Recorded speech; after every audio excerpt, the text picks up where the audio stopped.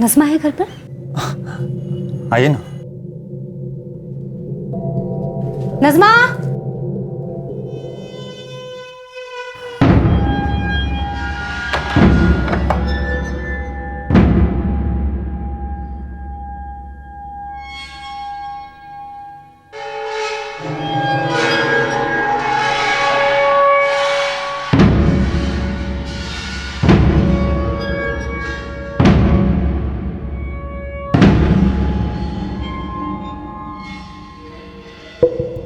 Najma! Najma! Najma! Najma! Najma!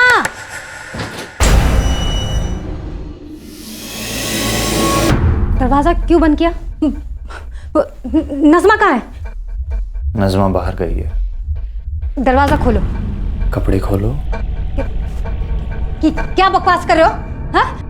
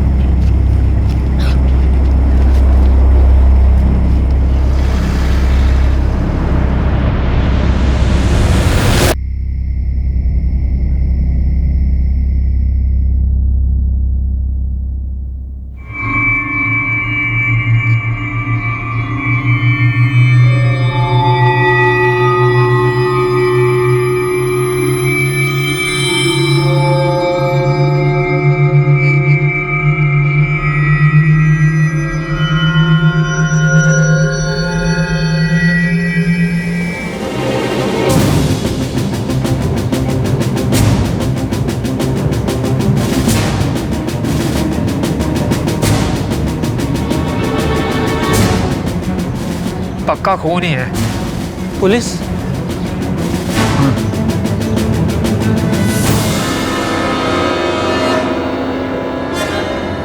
Hello साहब, रावजी पाड़ा से बोल रहा हूँ।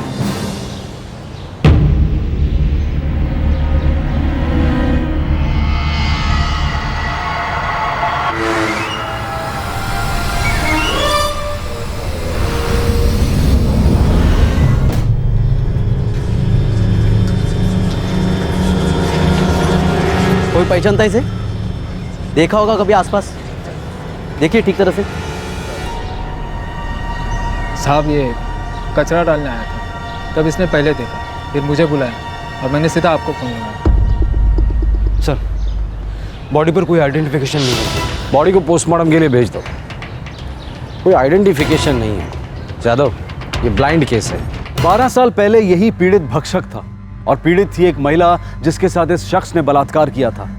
तो क्या यह मर्डर 12 साल पहले हुए उस हादसे से जुड़ा हुआ था?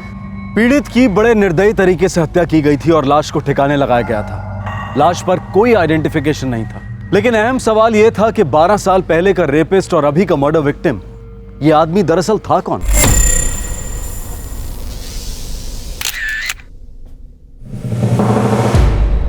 तीस से 35 के बीच की उम्र है। खतना हुआ है तो मुस्लिम हो सकता है। डेथ लगभग 12 से 14 घंटे के बीच में हुई है।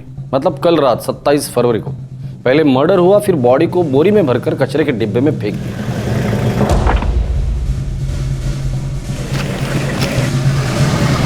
सर काफ़ी गहरे घाव हैं, repeated steps, 9 major steps, 6 minor. सबसे पहले गला काटा गया है, उसके बाद स्टेबिंग हुई है।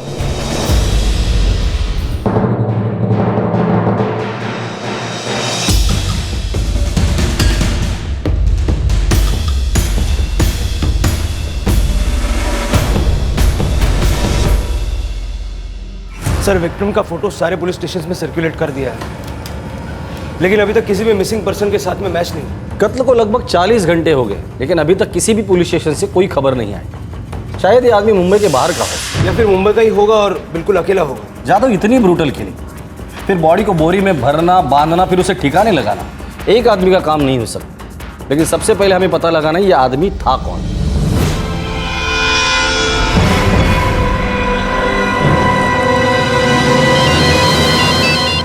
बोल मुश्ताक। हाँ साहब, गारंटी बोल नहीं सकता है, लेकिन अपन इस आदमी को पहले भी कहीं से मिला है। याद कर कहाँ मिला था? जेल में साहब। ऐसी फुल फीलिंग आ रही है अपन को कि ये उधर ही था। कौन सी जेल में? अब ये याद नहीं है साहब, लेकिन अपन बोलता है आपको कि इसके रिकॉर्ड चेक कराइए, आपको पक्का इसकी हिस्ट्री उधर ही से मिलेगा। ठीक। ब्लाइंड केस के अंधेरे में सुराग की एक सिंगल किरण भी टॉर्च बन जाती है, जो तहकीकात को एक नई दिशा देती है। इन्वेस्टिगेशन का खाता इस धुंधली सी खबर के साथ खुला कि शायद पीड़ित का क्रिमिनल रिकॉर्ड था और उसने जेल की सजा काटी थी। पुलिस ने जेल रिकॉर्ड्स को खंगालना शुरू कर दिया।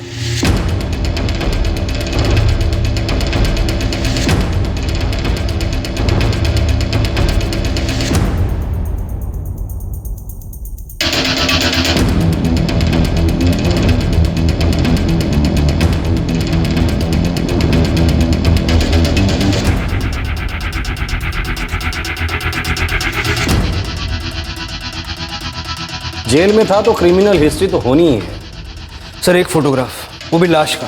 पिछले 10 साल के क्राइम रिकॉर्ड्स हजारों होंगे, शायद लाखों होंगे। शुक्र करो जादव कि हम लोग कंप्यूटराइज जिंदगी जी रहे, वरना एक फोटोग्राफ को लाखों हिस्ट्री शीटर्स के फाइल के साथ मैच करना अपने आप में एक हिस्ट्री बन जाती।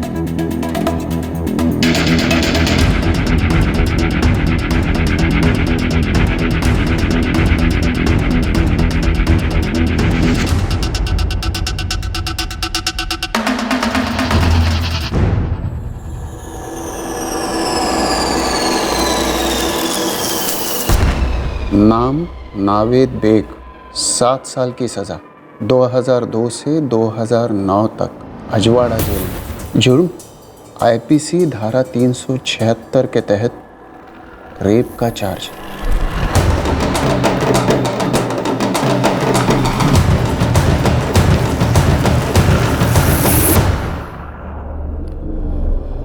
रेप केस में 7 साल सजा काटी और जेल से छूटने के 5 साल बाद इसका मर्डर होता है। रेप केस में इसको गोविंदा का पुलिस स्टेशन ने अरेस्ट किया था सर। रिकॉर्ड्स निकालो।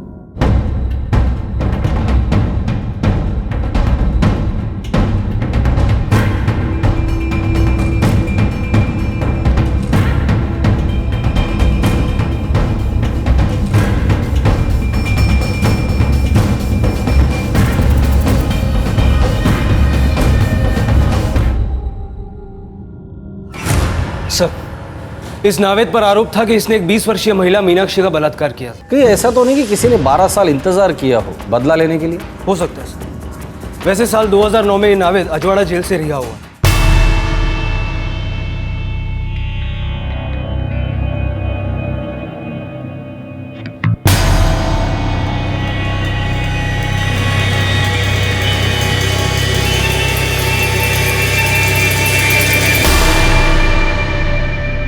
पीड़ित महिला का नाम है मीनाक्षी शिर्के, उम्र 20 साल, नावेद के मोहल्ले में रहती थी।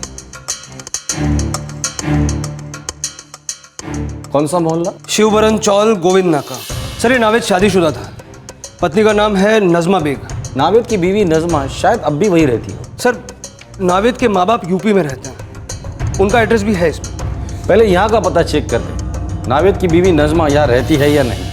हम सब ने सुना है कि जोत से जोत जलती है, लेकिन जुर्म की अंधेरी दुनिया में अतीत से वर्तमान रोशन होता है। लेकिन क्या मीनाक्षी के रेप का नावेद के मर्डर के साथ कोई रिश्ता था, या फिर इस कत्ल की कहानी कुछ और ही थी?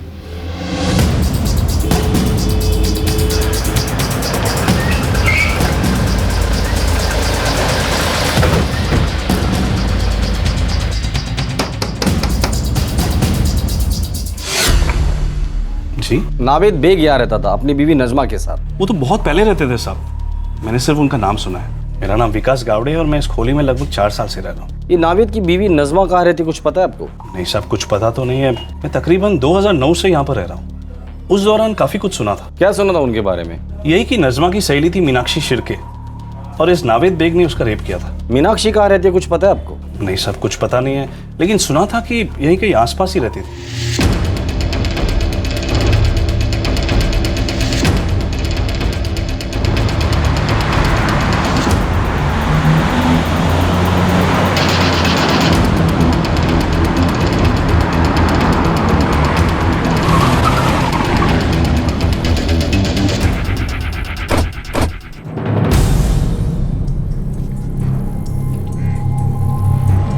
नावेद बेग का घर यही है? जी नहीं, ये उसके अब्बू रहमत बेग का घर है। नावेद को देखे तो सालों बीत गए हैं। रहमत बेग कहाँ है सर? खेत गए हैं। सब खैरियत तो है। नावेद की कोई खबर? मुंबई पुलिस को नावेद की लाश मिली।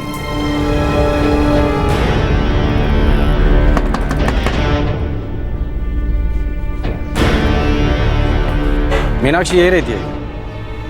हाँ, क्या बात है साहब? बुलाइए उसे, बात करनी थी। मगर क्यों साहब, क्या बात करनी है? नावेद बेग का मर्डर हो गया है। उसे तो पहले मर जाना चाहिए था। देखिए साहब, मेरी बेटी को इसमें मत घसीटिए। वो तो सब कुछ पीछे छोड़ चुकी है। बड़ी मुद्दत से अपने आप को संभाला है साहब। देखिए, हम लोग उसे परेशान करना नहीं चाहते, सिर्फ 2-4 सवाल पूछेंगे। पर सब कुछ कोर्ट में हो चुका है ना, आप कैसे सवाल? नावेद की बीवी, उसकी सहेली, वो कहाँ है?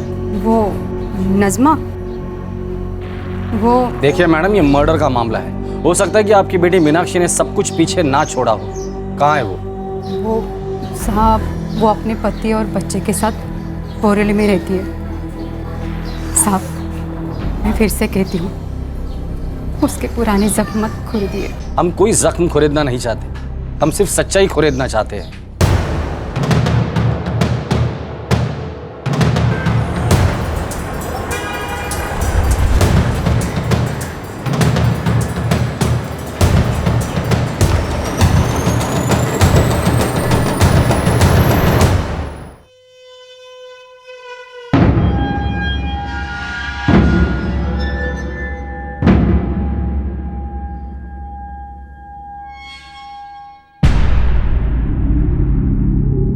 मुझे नावेद बेग की मौत की खबर सुनकर कुछ हो नहीं रहा है साहब।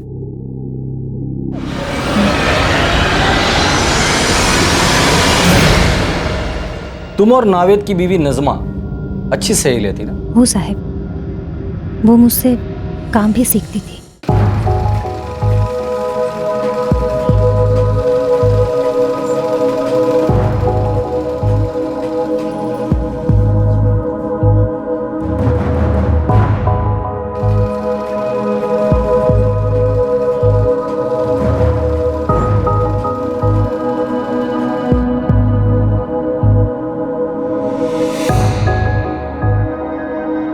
मेरी इतनी अच्छी सहेली का पति इतना गिरा हुआ निकलेगा, मैंने कभी नहीं सोचा था साहब।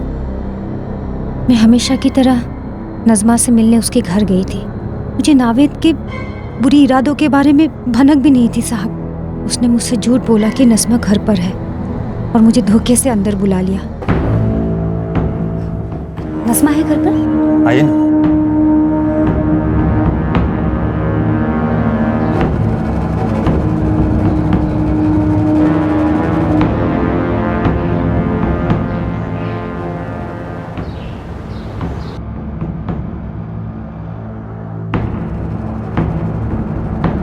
उसे लगा था कि मैं चुप रहूंगी, दब कर बैठूंगी, लेकिन मुझे बहुत गंदा लग रहा था, बहुत ही ज्यादा। मैं चुप नहीं रहना चाहती थी, मैं दब कर नहीं बैठना चाहती थी, और मेरे आई बाबा ने भी मेरा साथ दिया। चल चल मीनाक्षी, हम सीधे पहले पुलिस स्टेशन जाएंगे और वो जिंदगी भर जेल में सड़ेगा। चल उठ। आओ आओ, हे बगा, वो पूरी जिंदगी जेल में सड़े ना सड़े, हमारी बेटी पूरी जिंदगी के लिए बदनाम हो जाएगी। ऐसा कहा है? मैं क्यों बदनाम होंगी? उसने गंदा काम किया है, वो बदनाम होगा। एक कविता, अगर हम बदनामी की वजह से चुप बैठे ना, तो वो इसे घर से खींच के ले जाएगा और दूसरी लड़कियों पे भी हाथ डालेगा। पागल कुत्ते को कोई खुला छोड़ता है भला? तू रोना बंद कर। ओ, तो वो रोएगा, लास्ट तक नहीं छोड़ूंगा उसे। तो मेरी बहादुर बेटी है ना? ओ बाबा।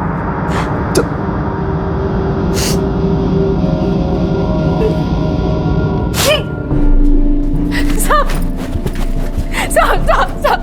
ये तो बताइए मेरे शौहर ने किया क्या है? तुम्हारे शौहर ने एक औरत का रेप किया है। नामुमकिन है, वो औरत झूठ बोल रही होगी। तो जाकर पूछो अपनी सहेली मीनाक्षी से। चला गया ला चल।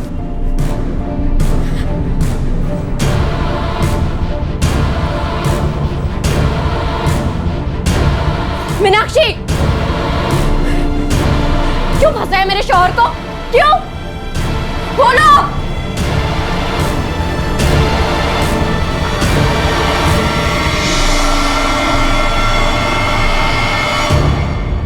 नज़मा, आई बाबा की कसम, मैंने नहीं फंसाया तेरे शौहर को, बल्कि उसने मुझे फंसाया। मेरे शौहर ऐसे नहीं है। ऐसे है नज़मा, ऐसे है।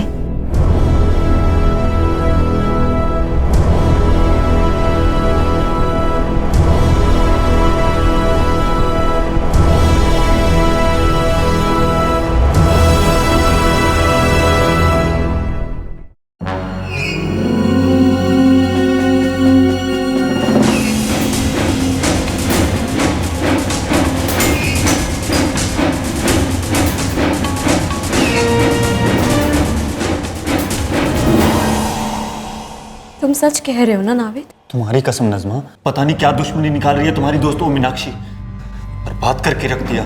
किसने किसे बर्बाद किया? उसने मुझे, हम दोनों को नज़मा। नहीं, बर्बाद तुमने किया, उसे भी और मुझे भी। हम दोनों की जिंदगियां बर्बाद कर दी तुमने। उसके साथ जबरदस्ती की और अभी मुझसे झूठ बोल रहे हो तुम नाविद। नहीं नज़मा, मैं मानता हूं मैं थोड़ा भटक गया था, लेकिन शुरुआत उसने की। वो मौका देखकर आई घर पर जब तुम नहीं थी, और सारी बेशर्मियां उसी ने शुरू की मेरे साथ। मीनाक्षी की डॉक्टरी जांच हुई है, पुलिस ने मुझे सारे कागज दिखाए हैं। तुमने उसके साथ जबरदस्ती की है, खराब कर दिया तुमने उसे। अरे तुम जानवर हो। घिन आ रही है मुझे तुमसे, और अपने आप को तुम्हारी बेगम कहते हुए शर्म महसूस हो रही है। तुम्हारा मेरा आज से कोई रिश्ता नहीं है। तुमने जो ये किया है ना, इसकी तुम्हें कड़ी से कड़ी सजा मिलनी चाहिए। नज़मा मेरी बात सुनो। नज़मा, नज़मा। मैं कोर्ट में लड़ती रही साहब। मैं नावेद को कड़ी से कड़ी सजा दिलवाना चाहती थी, जो तुमने उसे 12 साल बाद दिलवाई, सजाए मौत। जब मेरे साथ रेप हुआ था ना साहब, ना ही मैंने मेरे आई बाबा से छुपाया, ना मोहल्ले वालों से, ना ही किसी और से। मैं लड़ती रही। मैं चाहती थी कि नावेद को सजा हो, और उसे सजा मिली। जब मेरी शादी हुई तब मैंने मेरे पति को भी सब कुछ बता दिया, और अगर मैं नावेद को मरवाती तो वो भी राज नहीं रहता साहिब। भगवान की दया से मुझे एक अच्छी जिंदगी मिली है, मैं उसे बर्बाद क्यों करूंगी साहिब? पर किसी और की जिंदगी भी बर्बाद हुई थी। नज़मा कहाँ है वो? वो भी सब कुछ भुलाकर आगे बढ़ चुकी है। तू मुझसे भी गुस्सा है मीनाक्षी? अगर ना बोलूंगी तो झूठ होगा, लेकिन अब नहीं हो। इसमें तेरी कोई गलती नहीं है। मेरी गलती यह है कि मैं नावेद को कभी ठीक से पहचान ही नहीं पाई। बस प्यार हुआ और शादी कर ली। कभी सोचा ही नहीं था कि वो ऐसा निकलेगा। अब आगे का क्या सोचा है? नाविद तो 7 साल के लिए अंदर हो गया, और मेरी जिंदगी से हमेशा के लिए बाहर हो गया। मामू ने कहा है कि मेरा तलाक करवा देंगे, और फिर मैं भी दूसरी शादी कर लूंगी, पर इस बार सोच समझ कर। वो कहते हैं ना कि छाछ भी फूक फूक कर पीनी पड़ेगी। मुझे भी। मैं नज़मा की दूसरी शादी में गई थी साहब। उसका भी एक प्यारा सा बच्चा है। सब कुछ ठीक ठाक चल रहा है साहब उसका। उसे इसमें मत घसीटो साहब, माफ कर दो उसे। मीनाक्षी जी, माफ करना और सजा देना ये कानून का डिपार्टमेंट है। हम तो बस सच के सिपाही है, और सच ढूंढने के लिए अगर गड़े मुर्दे उखाड़ने पड़ते हैं तो हम वो भी करते हैं। देखिए, मामला मर्डर का है, तो नज़मा का एड्रेस और नंबर।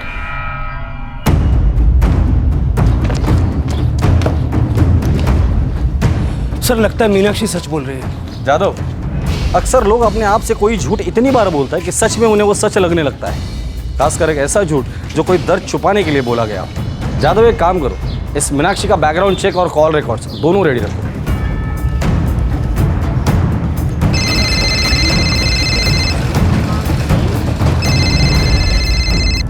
हेलो,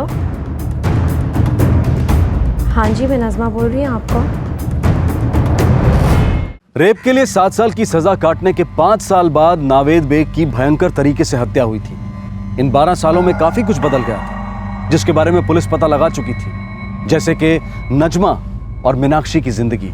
लेकिन इन 12 सालों में नावेद के साथ क्या हुआ था, इसकी किसी को कोई खबर नहीं थी, यहां तक कि उसके माता पिता को भी नहीं, जिनकी जिंदगी में उनका बेटा नावेद 12 साल बाद दाखिल हुआ था, तब जब बहुत देर हो चुकी थी।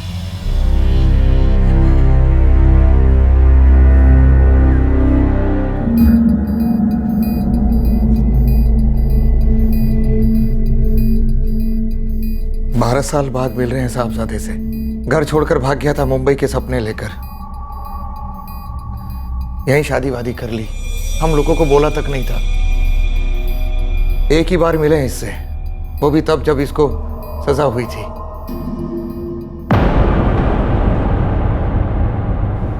गलती हो गई अब्बू। इसे गलती नहीं कहते नावेद, गुनाह हुआ है, गुनाह। गलती और गुनाह में फर्क समझ। इसके लिए घर छोड़कर मुंबई भागे थे, अम्मी अब्बू का नाम डुबाने।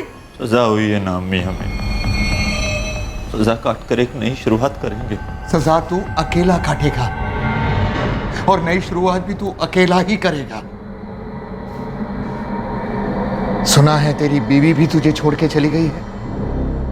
आप लोग तो नहीं छोड़कर जाओगे ना मुझे। जब तूने इंसानियत को छोड़ दिया तो फिर इंसानों से क्यों उम्मीद रखता है नावेद? नावेद, हम ये तो नहीं सोचते कि तू हमारे लिए मर गया, पर इतना जरूर याद रखेंगे कि तूने जीते जी हमें मार दिया। रिया होने के बाद एक आध बार इसका फोन आया था, वो भी ईद के वक्त। बड़ी मुश्किल से 1 आध मिनट बात हुई होगी बस। इसका फोन नंबर है? रखा ही नहीं। जब इससे कोई रिश्ता रखना ही नहीं था तो फोन नंबर लेके क्या करते? सर, मुझे नहीं पता कि नावेद रिहाई के बाद कहाँ गया, क्या काम करता था। मेरा उससे ताल्लुक ही नहीं रहा। 1 हफ्ते पहले नावेद का मर्डर हो गया नजमा जी। क्या इस कत्ल से आपका कोई ताल्लुक है? सर, कत्ल तो 12 साल पहले हुआ था, मेरे भरोसे का। साहब, एक गरीब और यतीम लड़की थी मैं, अपने मामू की मेहरबानी पर पल रही थी। एक दुकान में झाड़ू पोछा करती थी जब नावेद से मिली थी। कहाँ काम करता था नावेद? साहब, एक किराने की दुकान पर पैकिंग का काम करता था।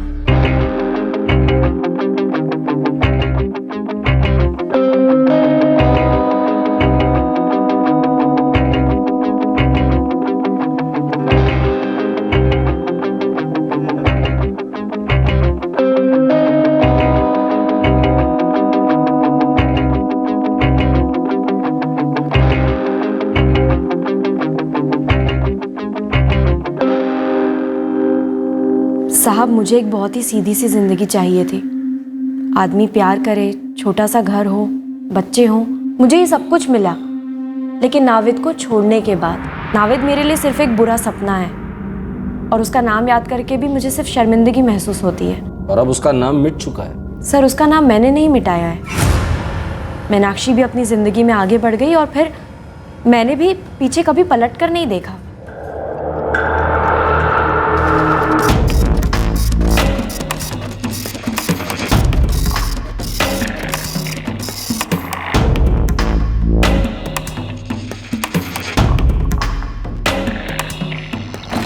सर, मीनाक्षी और नजमा दोनों के फोन रिकॉर्ड स्कैन किए, ऐसा कुछ नजर नहीं आया जो हमारे काम का हो। जादव, पहले मुझे लगा था इन दोनों में से किसी एक ने या शायद इन दोनों ने मिलकर नावेद को मारा है, और इन दोनों की जिंदगी सेट है, वो उसे डिस्टर्ब नहीं करेगी। सर, शायद नहीं करेगी, लेकिन ये भी तो हो सकता है कि नावेद ने जेल से निकलकर इनकी जिंदगी डिस्टर्ब की हो। ब्लैकमेल, धमकी, कुछ भी हो सकता है। रिहा होने के 5 साल बाद अगर मीनाक्षी और नजमा को नावेद को मारना ही होता तो 5 साल इंतजार क्यों करती? सर, लेकिन ऐसा कौन हो सकता है जिसने क्रिमिनल को इतनी बुरी तरह मारा? बॉडी पर से सारा आइडेंटिफिकेशन हटाकर एक बोरी में डालकर न्यूट्रल जगह पे छोड़ दिया। जादव, हो सकता है जेल से रिहा होने के बाद नावेद ने फिर वही हरकत किसी और महिला के साथ की हो और मारा गया हो सकता है सर। हाँ साहब, एक एड्रेस नोट कीजिए और आ जाइए इधर तुरंत। गर्मी में ठंडक दिलाने वाली खबर है। ये वाकई अच्छी खबर है सर। बस ये अच्छी खबर पक्की खबर होनी चाहिए।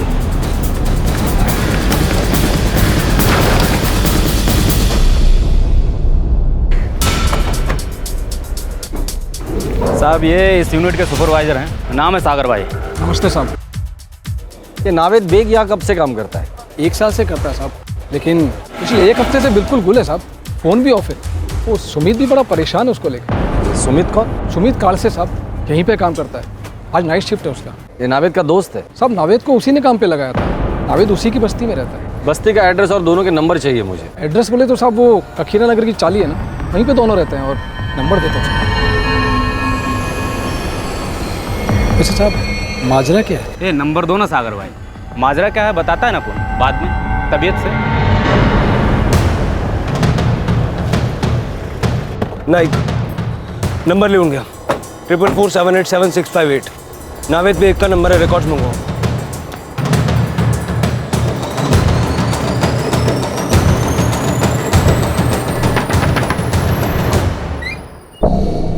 जी हाँ। सुमित की आज नाइट शिफ्ट है, वो सो रहा होगा। हाँ। उठाइए उसे।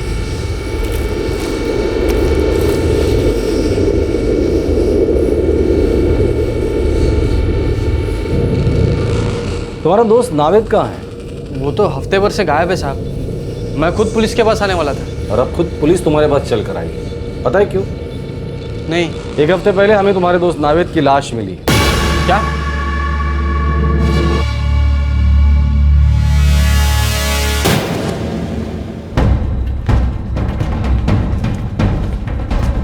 साहब, यहाँ रहता था नावेद, किराए का घर है। चाबी है तेरे पास? मेरे पास कैसे होगी चाबी साहब? तो नावेद के पास होगी, नहीं तो मकान मालिक के पास।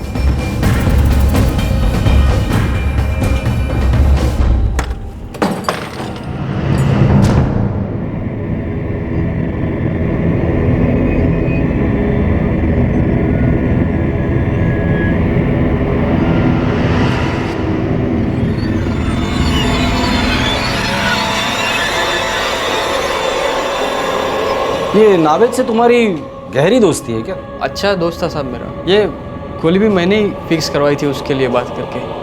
पहले उधर फैक्ट्री में सोता था ना। तुम्हारे घर में तुम और तुम्हारी बीवी रहते हैं ना? नहीं साहब, वो मेरी बीवी नहीं है, मेरी भाभी है, मेघना भाभी, बड़े भाई की पत्नी अजिंक्य काल से। और भाई क्या करता है? वॉचमैन है साहब। ये नावेद को किसने मारा होगा? कुछ पता नहीं साहब, मेरा तो सुन के ही दिमाग सुन हो गया है। ये उंगली को क्या हो गया? कुछ नहीं साहब, वो फैक्ट्री में लग गया।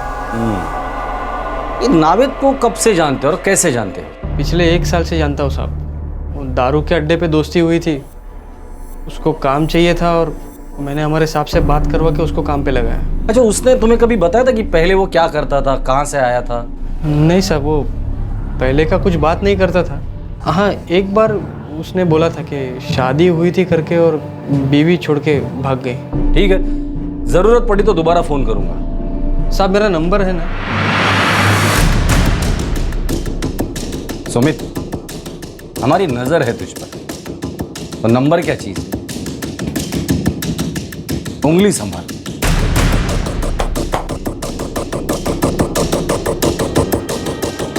नावेद के मकान मालिक का नंबर निकालो और उससे बात करो। सर। और ये सुमित, उसके हर एक मोमेंट को ट्रैक करना, उसका इतिहास भूगोल खोद कर निकालना। ये लड़का कुछ तो छुपा रहा है। उसकी उंगली फैक्ट्री में काम करते वक्त नहीं कटी। सबसे पहले गला काटा गया है, उसके बाद स्टैबिंग हुई। जादव, सुमित का ये घाव हमारे केस का सबसे बड़ा सुराग हो सकता है।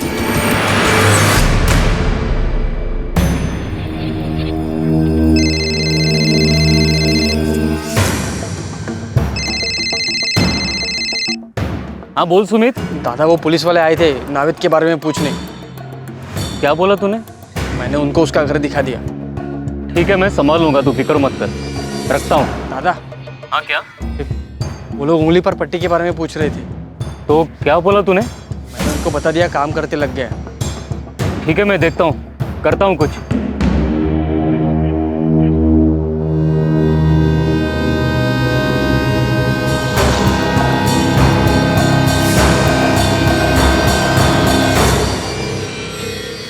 मुझे नहीं मालूम। मुझे नहीं मालूम का क्या मतलब है? पुलिस वालों ने खुद कहा था कि नावेद का मर्डर 1 हफ्ते पहले हुआ था और उसी वक्त तुम्हारे भैया ने मुझे मायके भेज दिया, कोल्हापुर। अरे भाभी, आपके मायके जाने का और नावेद के मर्डर का क्या लेना देना?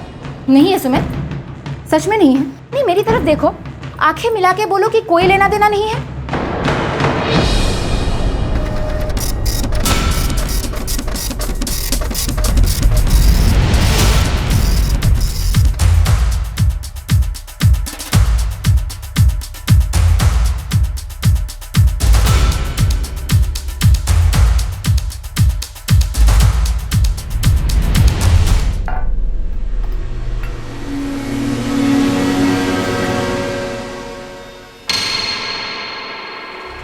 मेघना,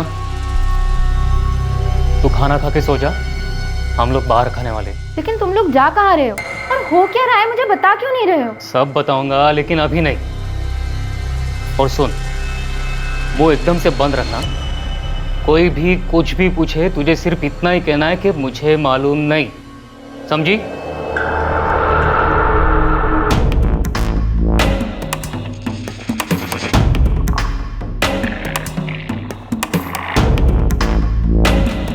सर, सुमित का नंबर स्विच ऑफ है।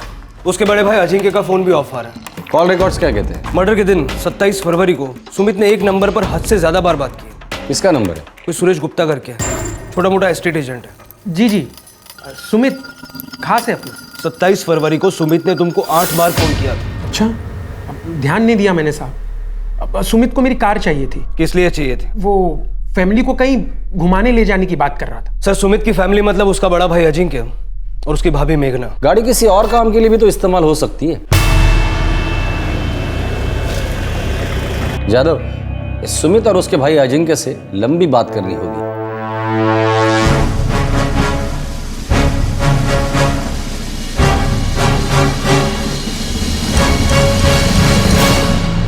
कुछ बोले ही नहीं कब लौटेंगे, बड़े हड़बड़ी में निकल गए, कुछ भी नहीं बोला। उन दोनों के फोन भी स्विच ऑफ है। कहाँ गए ये दोनों? नहीं मालूम साहब। क्या नावेद बेग के मर्डर में तुम्हारा पति और देवर शामिल है? नहीं साहब, वो लोग खूनी नहीं है। सुरेश गुप्ता को जानती हो? हाँ साहब, नाम सुना है। शायद इन दोनों के दोस्त है, लेकिन मैं मिली नहीं हूँ इनसे कभी। 27 फरवरी के रात को तुम्हारे देवर ने उससे गाड़ी मांगी थी, ये कहकर कि तुम तीनों घूमने जा रहे हो। 27 फरवरी की रात को? नहीं साहब, उस रात तो हम कहीं घूमने नहीं गए थे। 27 की सुबह सुबह उन्होंने मुझे कोल्हापुर के लिए रवाना किया था। पूरे 1 हफ्ते बाद परसों ही मैं मायके से लौटी हूँ। सुरेश गुप्ता से कहना कि अपनी गाड़ी लेकर पुलिस स्टेशन आ जाए, तलाशी लो गाड़ी की। पता चल जाएगा ये सुमित और उसका भाई अजिंक्य कौन सी फैमिली को कहाँ घुमाने लेकर गए थे। सर,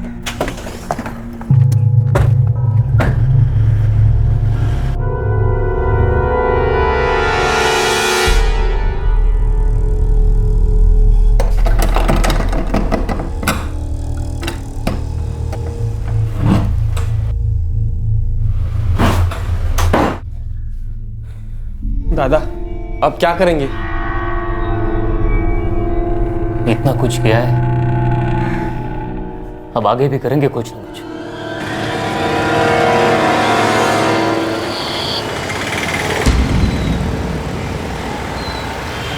कितने दिन बाद मीनाक्षी? हाँ रे,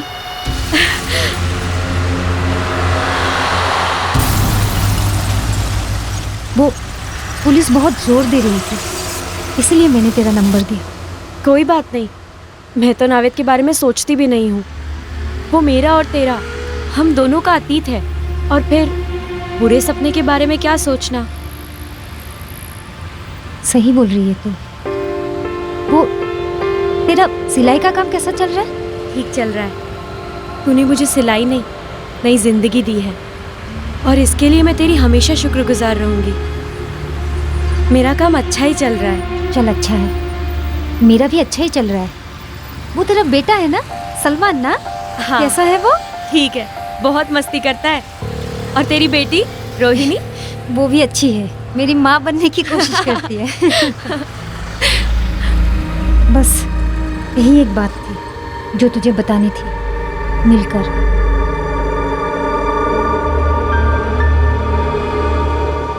ठीक है, फिर मैं चलती हूँ।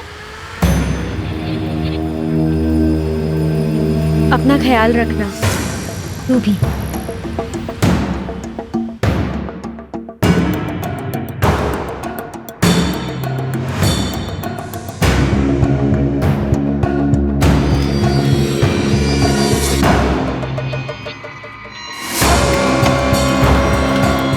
डिक्की खोलो।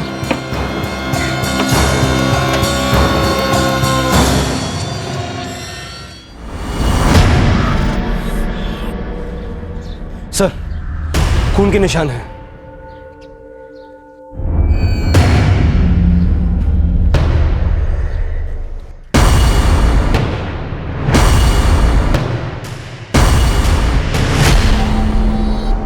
सुरेश गुप्ता, नावेद बेग के मर्डर केस में तेरे इस गाड़ी के अलावा तेरा और क्या रोल था? सर, इंस्पेक्टर साहब, आप इसके बारे में क्या बोल? तेरे कार के डिक्की में जो खून के धब्बे मिले ना, वो काफी कुछ बोल चुके। अब तो सिर्फ इतना बोल दे, सुमित कालसे, उसका भाई अजिंक्य कालसे और तूने मिलकर नावेद बेग को क्यों मारा? सर, सुमित मेरा दोस्त है। दोस्ती खातिर में उसने मुझसे गाड़ी मांगी और मैंने उसको दे दी सर। अगले दिन उसने लौटा भी दी सर। सर, कई सालों से मैंने डिक्की खोल कर भी नहीं देखी। ये नावेद बेग कौन है, इसके बारे में मैं नहीं जानता। मुझे सच में और कुछ भी नहीं पता है। मेरे देवर और पति दोनों के फोन बंद है और उन्होंने किसी के हाथों संदेशा भी नहीं भेजा है। आई शपथ।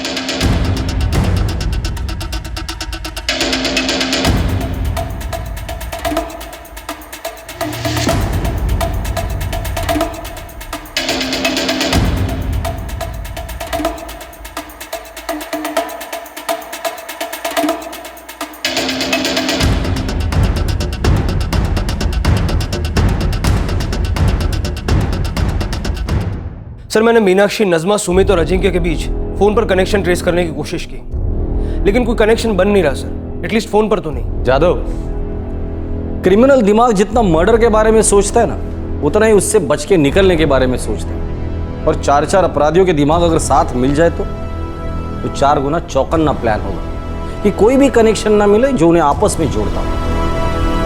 मैं किसी सुमित कालसे या अजिंक्य कालसे को नहीं जानती साहब। नज़मा जानती है? मुझे कैसे पता होगा साहिब? मुझे बस इतना ही पता है कि आप अपना और मेरा टाइम खराब कर रहे हो। साहब, आप मेरा वक्त बर्बाद कर रहे हैं। मेरा काम रुका हुआ है, अपने बच्चे को भी पड़ोस में रख कर आ रही हूँ। मैं इस सब के बारे में कुछ नहीं जानती हूँ। आप वही सवाल बार बार कर रहे हैं। ठीक है, इस बार नया सवाल पूछता हूँ। सुमित कालसे और अजिंक्य कालसे को कैसे जानती हो? अब ये लोग कौन है?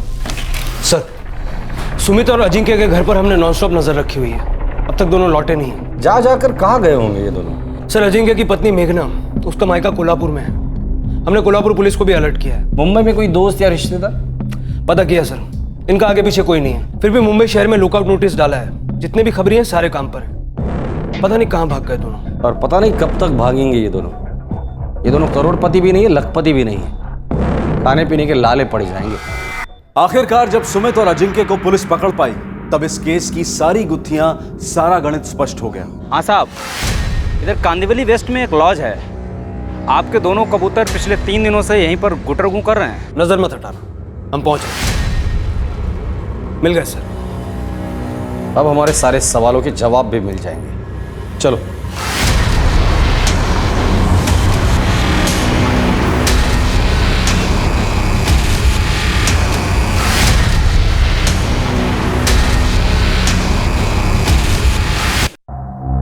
लॉज का भाड़ा कभी दोगे भाई? हाँ हाँ, दे देंगे भाई, आज ही दे देंगे। दे देना आज। हाँ। तो रूम का भाड़ा मांग रहे हैं। तेरे पास कुछ भी नहीं है क्या? दादा, अगर मेरे पास होते तो अच्छा नाश्ता नहीं किया होता। दादा, मैं कहता हूँ खिड़की से उतरकर भाग चलते। पुलिस पागलों की तरह ढूंढ रही है हमें। यही रहते हैं, यहाँ कोई नहीं पहुंच सकता।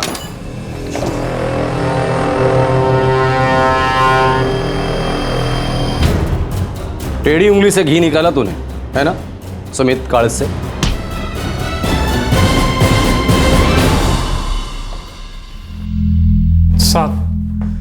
हमने कुछ नहीं किया साहब। नावेद तो मेरा खास दोस्त था साहब। जादव, एक बात समझ में नहीं आई, हर क्रिमिनल अपने गाने की शुरुआत इसी बेसुरे आलाप से क्यों करता है कि मैंने कुछ नहीं किया। फिर ऑर्केस्ट्रा कंडक्टर की तरह हमें हाथ में लकड़ी लेनी पड़ती है और फिर हम करते हैं सही ट्यूनिंग ऐसे। सुमित महाराज, आपके तानपुरे की एक तार वैसे भी टूटी हुई है, अगर हम रिपेयर करने जाएंगे ना तो पूरा तानपुरा खोलना पड़ेगा। साहब रुकिए, नावेद को हमने ही मारा। ये हुई ना बात। चलो गाओ, शुरू करो जुगलबंदी, लेकिन याद रखना एक भी सुर गलत लगा ना तो सही ट्यूनिंग हम करेंगे। गाओ। हम लोगों से वर्तमान में मिलते हैं, वर्तमान में दोस्तियां बनती हैं और वर्तमान में किए गए उनके बर्ताव के आधार पर हम लोगों के बारे में अपनी राय बनाते हैं। और फिर अचानक अतीत का साया अपना फन उठाता है, उस शख्स को हम एक अलग सूरत में देखते हैं और ये सूरत हमारे अंदर एक डर को आग देती है। एक सवाल चील की तरह मंडराने लगता है कि क्या ये शख्स अपने अतीत की हरकत को दोहराएगा? क्या इस बार पीड़ित हम या हमारे चहीते होंगे? साहब मैंने आपको बताया था साहब, मेरी नावेद से दारू के अड्डे पर दोस्ती हुई थी। मैंने उसको मेरे साथ अपनी फैक्ट्री में काम पर भी लगवाया था। उसके पास सोने के लिए भी जगह नहीं थी साहब। चल भाई, अब मस्त घर जाऊंगा, नहाऊंगा धोऊंगा, 2 घूंट मारूंगा और सो जाऊंगा। तेरा सही है यार, किस्मत वाला है, घर वर है, फैमिली है। मैं तो यहीं सो जाऊंगा यार। क्या बात कर रहा है नावेद, तेरा घर नहीं है? माँ बाप, बीवी, बच्चे? माँ बाप हैं यार, गाँव में है। एक बीवी थी, छोड़ छाड़ के भाग गई किसी के साथ। बस भाई अपना तो खाना पीना सोना यहीं सड़क पर है। सुमित भाई यार कोई खोली वोली हो तो बताइए। अरे बस क्या यार, जरूर बोलूंगा, तुझे मिल जाएगी खोली। आ जाओ, ये देखो घर। देख, हर महीने के 1 तारीख को मेरे को भाड़ा मांगता है। 1 तारीख का 2 तारीख भी हुआ ना तो 3 तारीख को ये घर खाली करने का। पहले ही बोल। बिल्कुल नहीं होगा पवार बाबू। अरे पवार बाबू, मैं गारंटी ले रहा हूँ ना, ये मेरे साथ में ही काम करते हैं और मैं भी तो आपके बगल में ही रहता हूँ। आप 12 साल से जानते हैं मेरे को।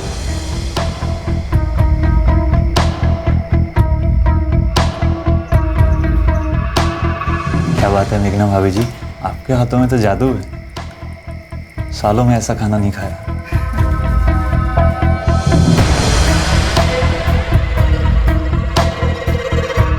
पहले मुझे कुछ भी आइडिया नहीं थी साहब कि ये नावेद कैसा है और ऐसा है तो क्यों है। मैं उसको शरीफ समझता था साहब।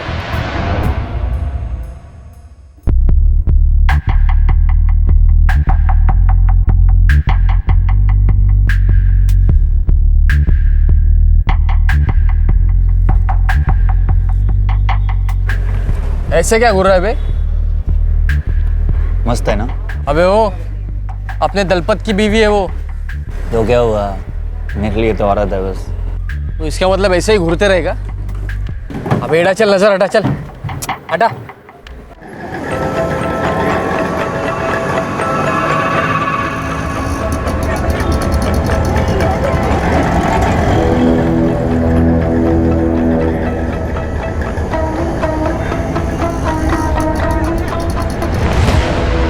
बस बस बस बस।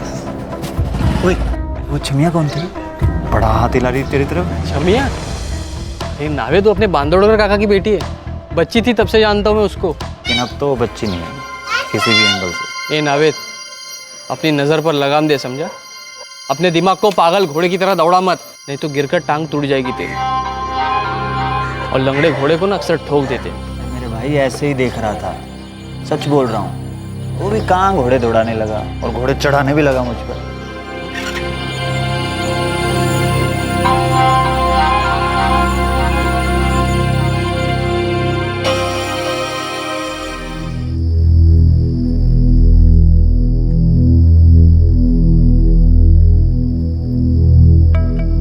मेघना भाभी जी, आपकी तरकारी इतनी बढ़िया बनी है ना, दिल करता है आपके हाथ ही चूम लूं।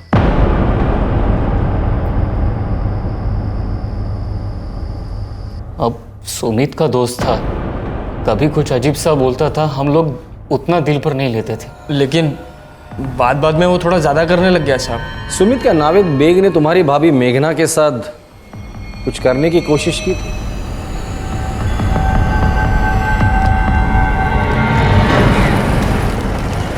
अरे आनंदा, अरे कैसा रे? जकास रे। चल कटिंग मार दे क्या? नहीं, मेरे को कोई काम है, मैं मिलता हूँ तेरे से।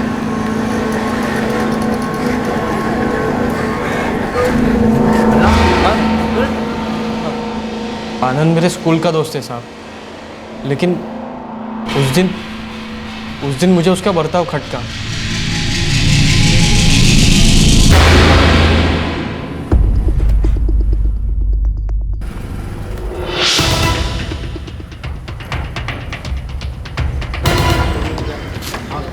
काकू पहचाना क्या?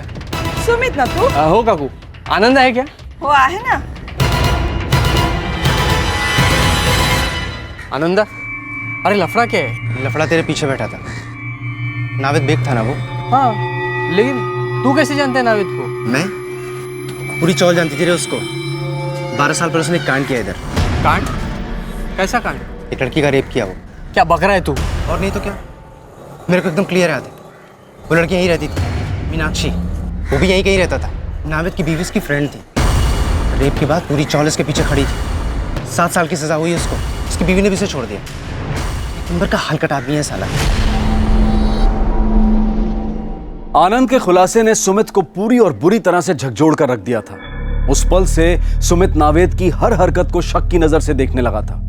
नावेद के साथ बिताया हुआ हर लम्हा उसे घिनौना लगने लगा था। अब सुमित के जहन में एक डर का बीज उगने लगा और बड़ी तेजी से इस बीज की जड़ें मजबूत होने लगी। सुमित अब नावेद के डर के साए में रहने लगा कि कहीं नावेद फिर से अपना पुराना जुर्म ना दोहरा दे। दादा, मुझे इसकी हिस्ट्री मालूम होती तो इसके साथ दोस्ती क्या दुश्मनी भी नहीं करता। देख, मैं तुझे कहने ही वाला था कि मुझे इस नावेद की नजर और जुबान दोनों गड़बड़ लगती है। अब तो सवाल ही पैदा नहीं होता कुछ कहने सुनने का। उसके साथ अपना वास्ता ही खत्म कर दे। सुमित, आज नावेद को नहीं लाया खाने पर? मैं देखती हूँ। तू बैठ।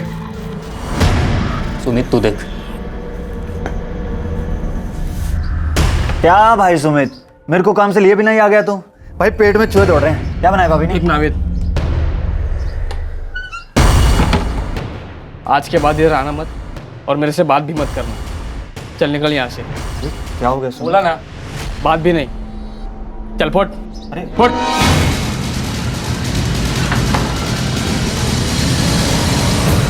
फिर से पूछ रहा हूं सुमित, क्या नावेद बेग ने तुम्हारी भाभी मेघना के साथ कुछ गलत किया था?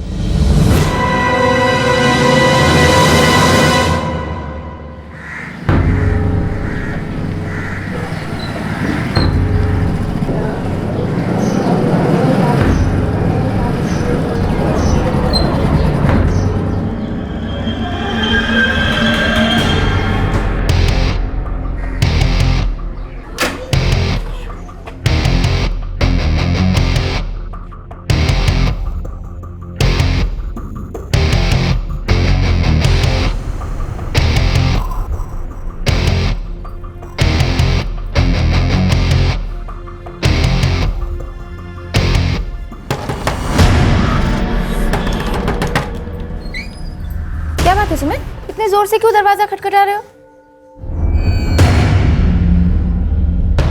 अच्छा सुनो, तुम भी चाय पियोगे क्या? मैं भी नावेद के लिए बनाने वाली थी। नहीं, फिर पीऊंगा भाभी जी। अभी निकलता हूँ। क्यों, क्या हुआ? मैं अभी बना दूंगी, 2 मिनट नहीं, लगेंगे। चलता हूँ मेघना। भाभी जी,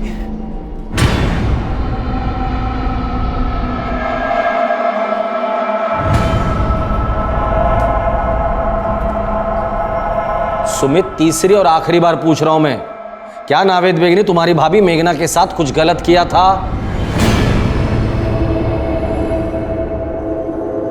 दादा, आज आप भाभी से बात करोगे? फोड़ा जितनी जल्दी फोड़ो उतनी तकलीफ कम।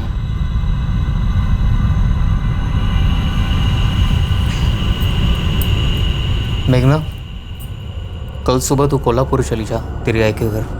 अरे ऐसे अचानक? हाँ, वो मुझे एक दूसरी नौकरी लगने वाली है मुंबई के बाहर। सुमित और मैं जाकर देखाने वाले हैं, 2 दिन लगेंगे। हाँ तो आप दोनों चले जाइए ना, वैसे भी 2 दिन के लिए क्या मायके जाना, वो भी इतनी दूर कोल्हापुर। अरे हमारे 2 दिन 4 हो सकते हैं, 4 के 8 भी हो सकते हैं ना। तू सुबह बैग भर और पहली बस पकड़ ले। वैसे बताइए तो सही कि आप लोग जा कहाँ रहे हैं और ये कौन सा नया काम है? अरे मायके जाने का बोला तो जाने का, बस। सुमित तुझे छोड़ देगा बस स्टॉप पे।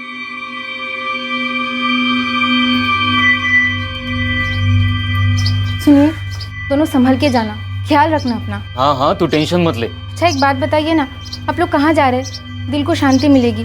अरे 1 हफ्ते बाद जब लौटेंगे ना तब सब बता देंगे। तू जा अभी।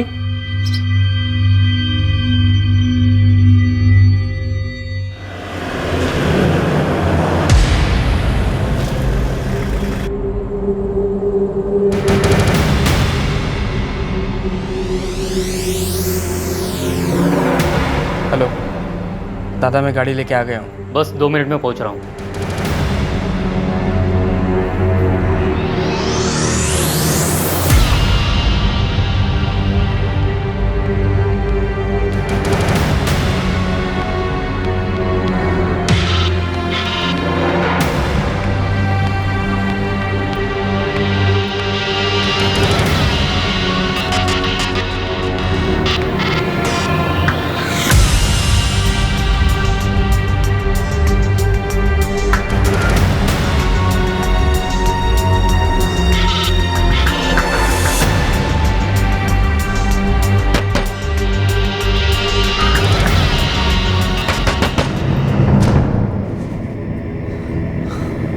अरे रात को सूरज कहाँ से निकल गया भाई? आप दोनों और मेरे गरीब खाने में। आ जाओ भाई साहब, अंदर आ जाओ। आओ हुजूर, आओ, आ जाओ।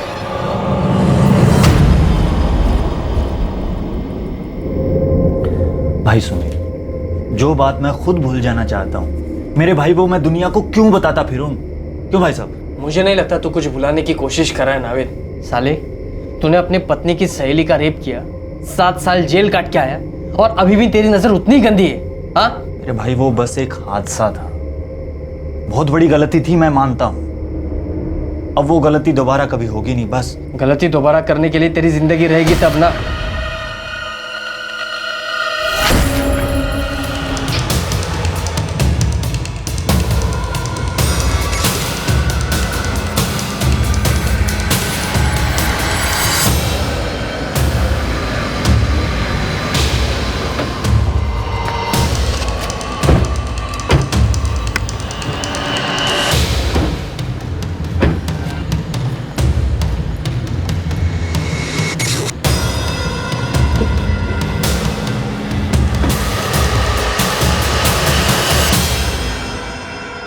तुमने एक आदमी को इतनी बेरहमी से मार डाला क्योंकि तुम्हें डर था कि वो तुम्हारी भाभी, तुम्हारी बीवी के साथ कुछ करेगा? साहब, मुझे तो बाद में पता चला कि उसने रेप किया है। साहब, उसके पहले भी मैंने देखा था, वो औरतों को गंदी नजर से देखता था। पब्लिक प्लेस में औरतों को गंदी नजर से देखकर परेशान करने की सजा कानून देता है। तुमने तो उसे सजाए मौत ही दे दी। तो क्या करते साहब? चुपचाप बैठे रहते कि कब वो आएगा और कब इसकी भाभी के साथ कुछ करने की कोशिश करेगा? बेवकूफ वाली बात मत करो। अगर तुम्हें उसके बर्ताव से कुछ प्रॉब्लम थी तो अपने बीवी को आगाह करते थे। अगर ऐसी वैसी हरकत करता तो पुलिस में रिपोर्ट करते। मारने की क्या जरूरत थी? साहब, जो आदमी अपनी पत्नी की सहेली का अपने ही घर में बलात्कार कर दे, वो दूसरों की पत्नियों और बहनों के साथ कुछ भी कर सकता है साहब। लेकिन उसे मारने का हक किसने दिया तुम्हें?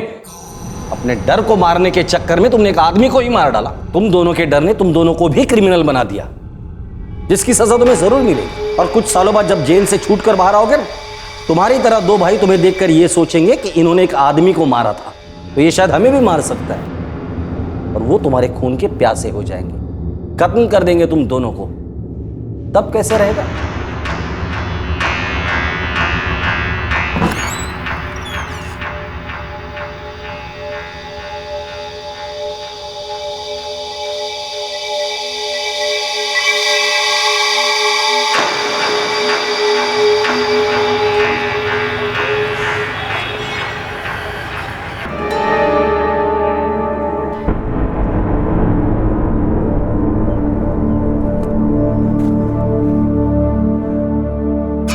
बड़ा कदम सिर्फ मेरे लिए उठाया। बोल दिया होता कि वो आदमी गलत है तो मैं उससे दूर ही रहती। भाभी, अब गलती तो हो गई, लेकिन सर पर इतना डर चढ़ गया था कि कुछ होश ही नहीं रहा। बातचीत करके मामला जरूर निपट सकता था।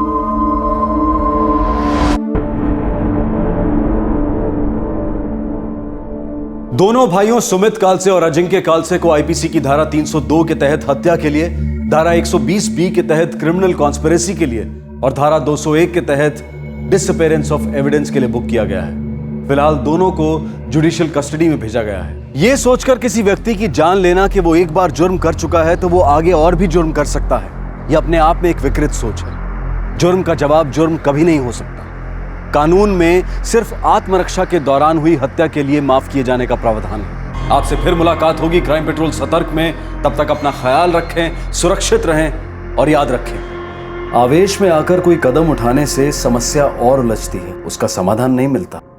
सही वक्त, सही कदम, सतर्क रहें। जय हिंद। इस तरह के और भी एपिसोड देखने के लिए हमारे चैनल को सब्सक्राइब करें और बेल आइकन दबाना ना भूलें।